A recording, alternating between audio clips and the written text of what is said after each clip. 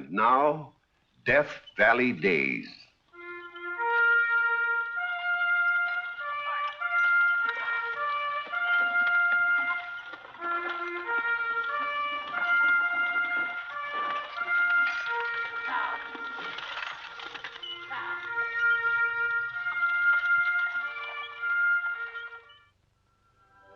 Howdy, folks. I'm the old ranger, and I have another interesting true story for you about the historic Death Valley country. You've all heard about marriages of convenience, and I guess that's how you'd rate this one. Except that it really wasn't a marriage at all. What I mean is, well, suppose I let you hear the story for yourself. It's called Husband Pro Tem. And it's laid back in the 1880s, where the first railroads were being built across the great American desert.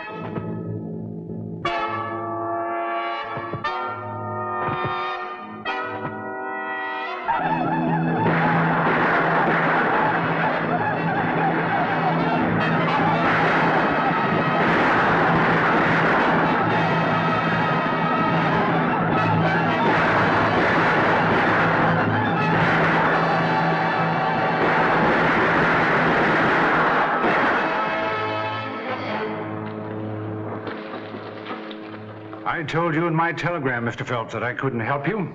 You've just wasted your time coming out here to see me in person.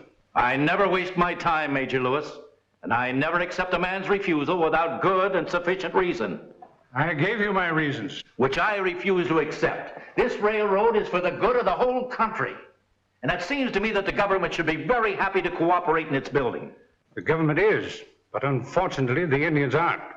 I haven't enough troops in this garrison to patrol your right-of-way and protect your construction work. If you'd run the line south of here like I suggested, Mr. Phelps, you wouldn't have any trouble with the Indians. No, but I'd add 200 miles of the cost. I'm not giving up on this problem yet. There's a way to solve it somehow. There might be at that. Make your own treaty with Black Hawk, their chief. Treaty? Yes. If you could convince him that all you wanted to do was to cross their territory, well, he might, An excellent suggestion, Major. I told you there was a solution. Get Black Hawk here at once. Tell him I want to talk with him. It isn't that easy. Black Hawk and I are not exactly on speaking terms. In fact, we've been playing hide and seek for several months. There's only one man I know who could bring you and Black Hawk together. Andy Prentice? Who's he? He's a mining engineer. Has some claims scattered around the country. Seems to be on pretty good terms with the Indians. Let him come and go as he pleases. Where can I find him? Well, if Andy's in town, you can usually find him in the back room of Townsend's tonsorial parlor. Oh, I washed my socks in the pitchers and rinsed them in the Cimarron. You know, Dobie, there's nothing like a hot bath to make a man feel like he hasn't got a care in the world. Yeah, but I wish Townsend would change this water oftener. I bet this is the same stuff we used 2 weeks ago. Well, it might help some if you'd quit washing your socks in it. Man or woman? Man. Come on in.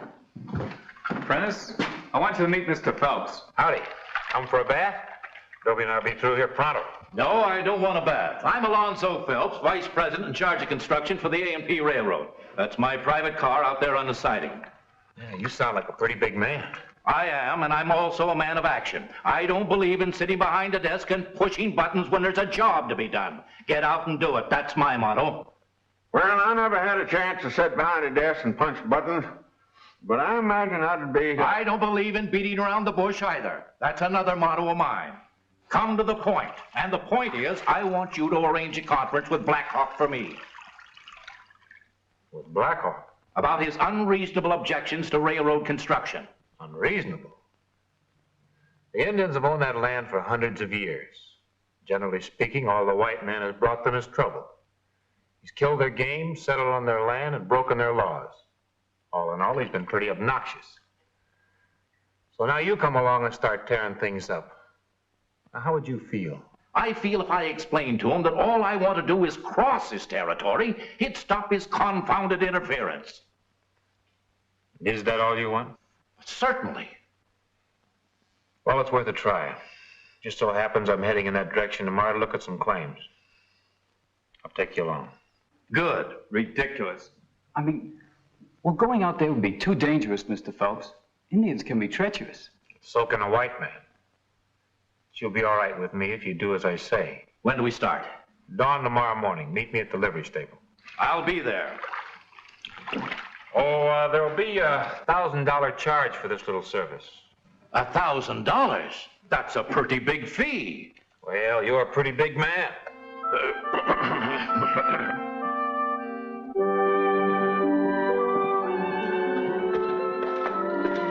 Well, we're all ready. Had the things brought here to speed up the operation. You planning on taking all of this?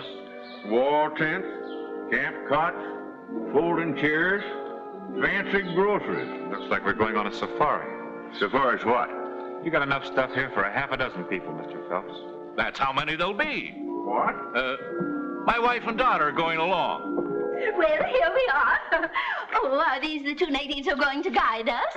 I'm Mrs. Phelps. This is my daughter, Evelyn. Isn't it thrilling? I've always wanted to get close to nature. I'm a great disciple of Rousseau. Or is it Thoreau?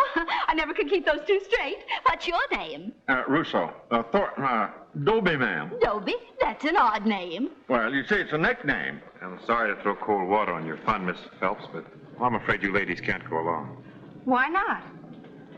This is a business trip and not a pleasure tour. Women only get in the way. That's exactly what I said, Prentice. Besides, there's a certain amount of danger. If anything happened to you, Miss Evelyn, I'd never forgive myself. There's no more danger to me than to Father. And where Father goes, I go, Mr. Prentice. Well, not this time. Yes, this time too.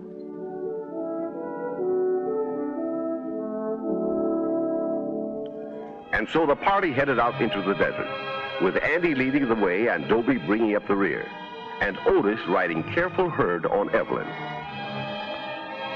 All day, Andy pushed steadily onward, with the country growing more forbidding with every mile.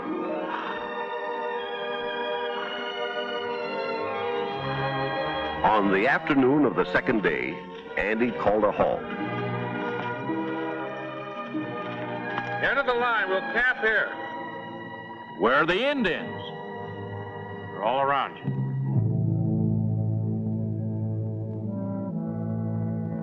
I don't see any. Nope, they see you. They've been following us and watching us since early this morning. Gracious. Dobie! Drop it here. We'll make camp. Want to send word to Black Hawk that we want a powwow.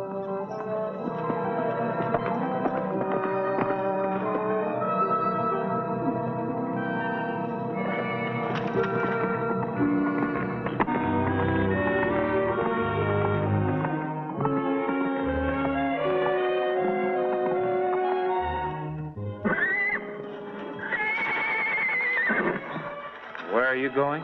With you. I want to see how you send messages to Indians. I appreciate your curiosity.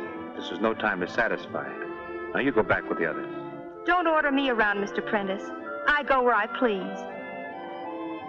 Yes, ma'am.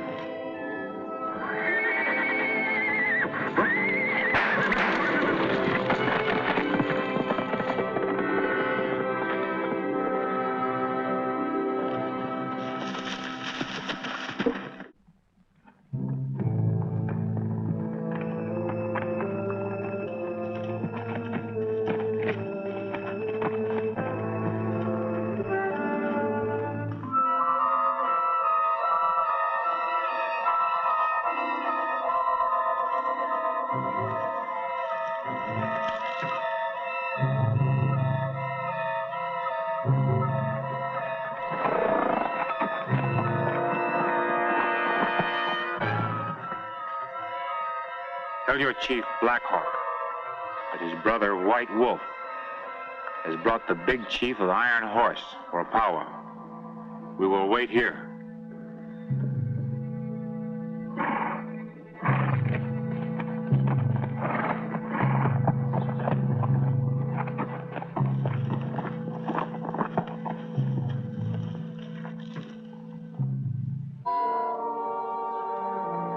You think you can put it over for Mr. Phelps?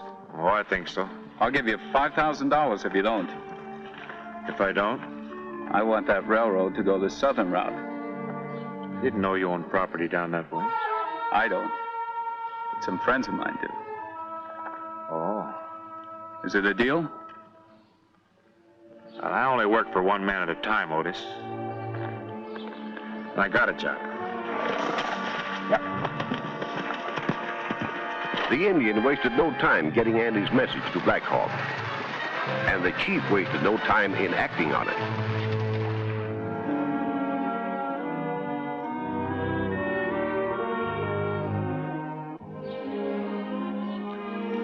Now what?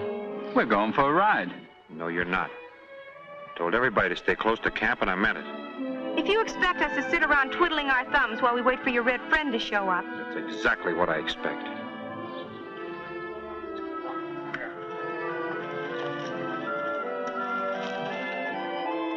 High and mighty, Mr. Prentice. I ought to punch him in the nose. Why don't you? Well, I would, except you might refuse to help your father then.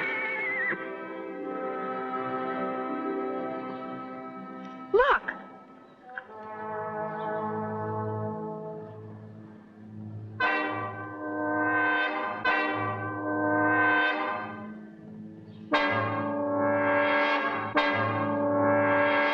They're all around us.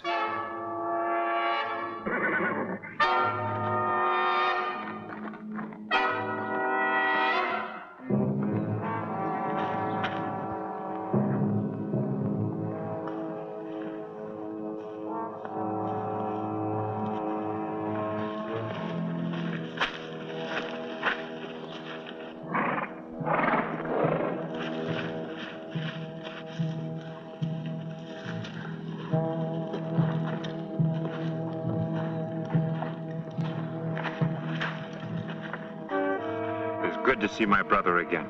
Yes, it is good. I feel just like Christopher Columbus. How?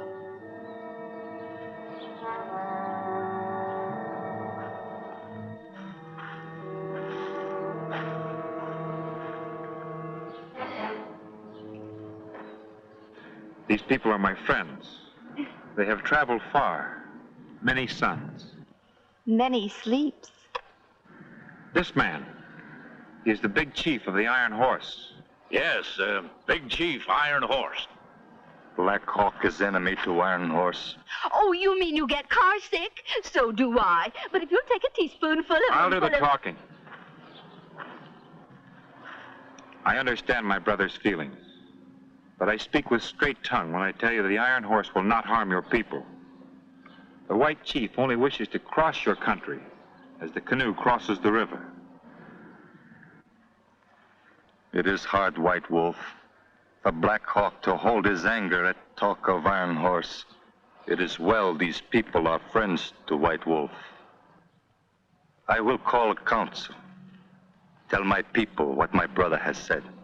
Tell them also, the White Chief will give 100 horses loaded with trade goods, if they agree. 50 horses. 100 horses. I have spoken. And I will give you this. No. I will if I please. Here.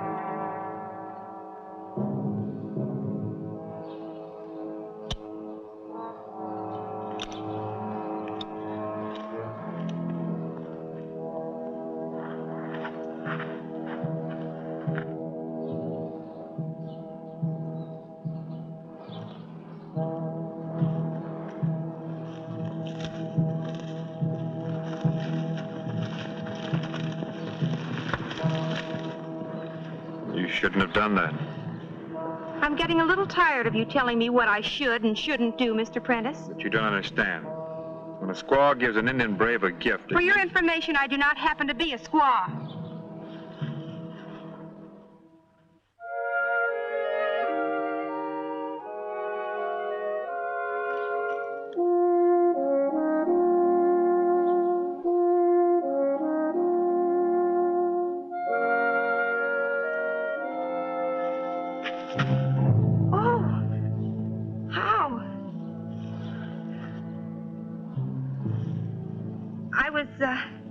Just picking some flowers. Aren't they pretty?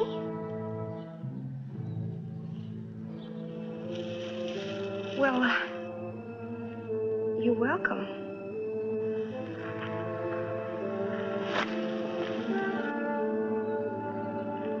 thank you. I'm not cold.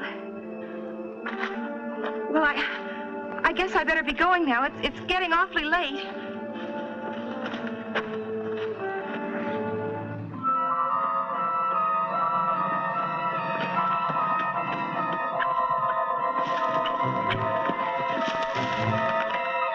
Thank goodness.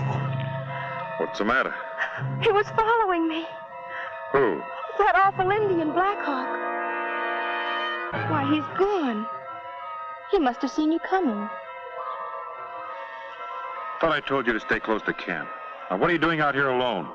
I was just taking a walk and picking some wildflowers, and then all of a sudden, there he was. I showed them to him, and he took them. Took them? Yes. And then he tried to put his blanket around me. Little idiot, you're going to get us in a mess yet. I didn't do anything. Except smile at him, make up to him like you do every man you meet. Why, Mr. Prentice, I believe you're jealous. Don't flatter yourself. You're not going to add my scalp to your collection. Now get on my horse. I'll walk.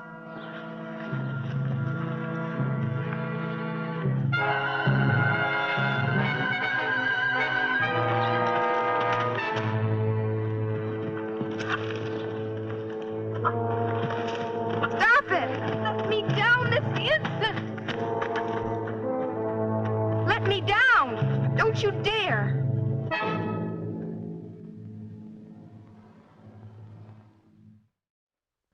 Thinking Evelyn would behave herself after her scare, and that her refusal to accept Black Hawk's blanket would discourage the chief's interest in her, Andy left Dobie in charge of the camp and set out to inspect some of his mining property, planning to return the next day. That night,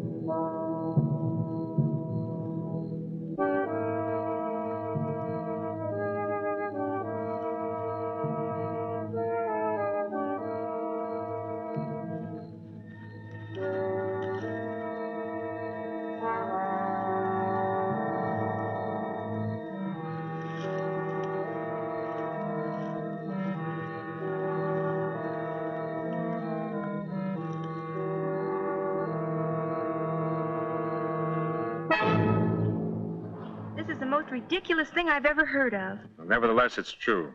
Black Hawk wants you for his squaw. These ponies are the price he offered. When your father brought them in, he accepted it. Dobie, you should have stopped Mr. Phelps. But he done it before I noted, Andy. I thought the Indian was just trying to be friendly.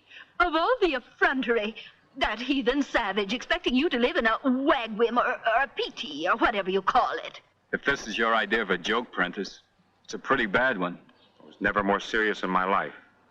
And so is Black Hawk. He wants Miss Evelyn, and he means business. It's preposterous. Not according to Indian custom. He took a shine to Miss Evelyn. She gave every indication that she liked him. Now you've given your consent. It's as simple as that. I know. We'll put the ponies back where Father found them. It's too late. He's been watching. You can be sure of it. Then we'll gather up our things and flee from here with the speed of the wind. We could never outrun him, but only make matters worse. He wants your daughter. Stop saying that.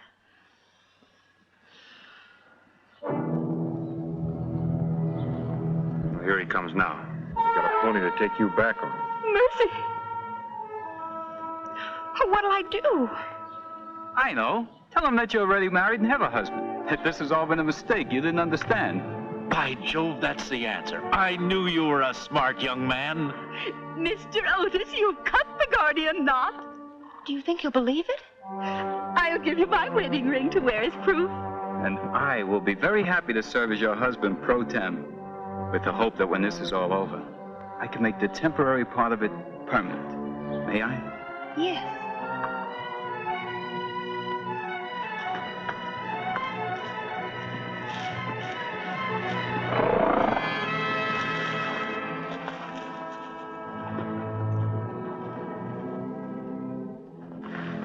I bring words from council.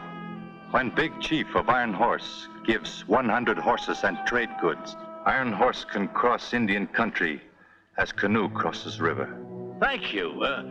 Thank you very much. Now Black Hawk take White Squaw back with him. Hear me speak. I'll tell him.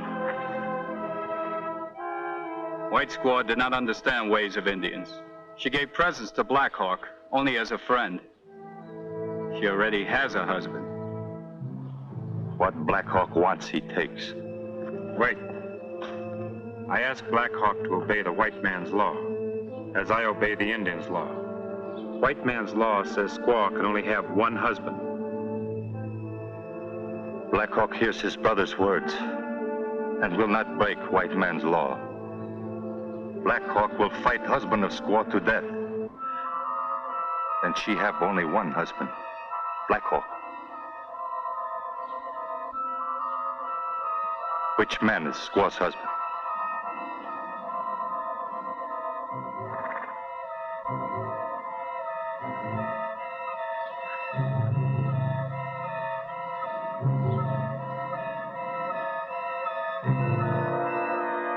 I am. I have spoken. But my heart is heavy that I fight my friend who is like a brother.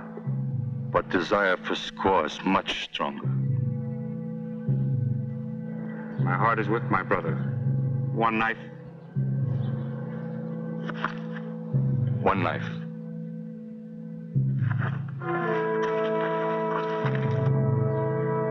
No, Andy, no, I won't let you. Tell him the truth. Be quiet. This is your only way out. You coward.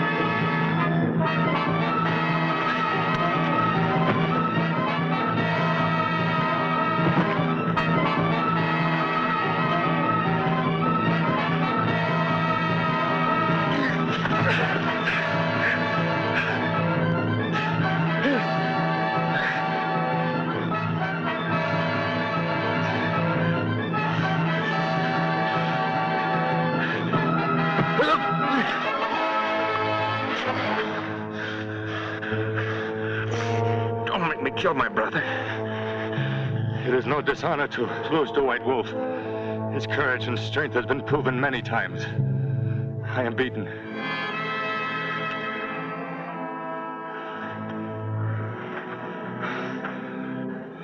I have given my word about Iron Horse and will keep it.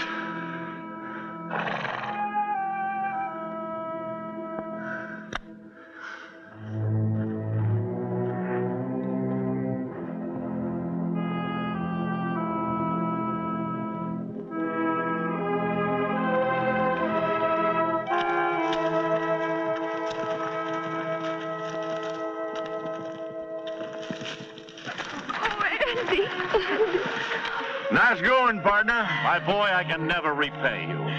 Horatio was never more wonderful when he stood on the viaduct or the aqueduct or the bridge or whatever it was. Here, now, take it easy. I was just your husband, Pro Tem. You're not going to stay Pro Tem much longer. And that's the story of husband Pro Tem. Or as a friend of mine put it, the story of the girl who was rescued from the Indian and married the engineer.